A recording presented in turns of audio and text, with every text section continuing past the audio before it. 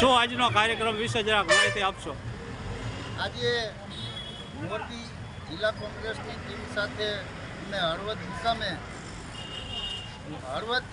નગરપાલિકાની જે ચૂંટણીના અંતિમ દોરમાં અમે જ્યારે 28 ઉમેદવારોને જ્યારે હળવદ ના ચોકમાં લઈને નીકળ્યા ત્યારે લોકોનો પ્રતિસાદ સારો છે અને લોકો ઉમળકાભેર કોંગ્રેસને સ્વીકારે છે અને આવનારા દિવસોમાં હળવદ નગરપાલિકા એ કોંગ્રેસની બનશી એવા લોકોના જન આશીર્વાદ સાથે અમે જ્યાં જઈ રહ્યા છીએ ત્યાં અમને સારો રિસ્પોન્સ મળી રહ્યો. જી, હળવદ સામાન્ય નગરપાલિકાની ચૂંટણી અનુસંધાને આજરોજ હળવદ નગરપાલિકાના 28 કોંગ્રેસ પક્ષના ઉમેદવારોની સાથે સમગ્ર નગરની અંદર લોકો વચ્ચે જઈને કોંગ્રેસ આગામી દિવસોમાં જે હળવદના પ્રાણ પ્રશ્નો છે, રસ્તા, ભૂગર્ભ ગટર અને અશુદ્ધ પાણી જેવા મુખ્ય પ્રશ્નોને લઈને આગામી દિવસોમાં પ્રચાર માટે નીકળી છે અને તમામ વચનો આપ્યા છે કે આવનારા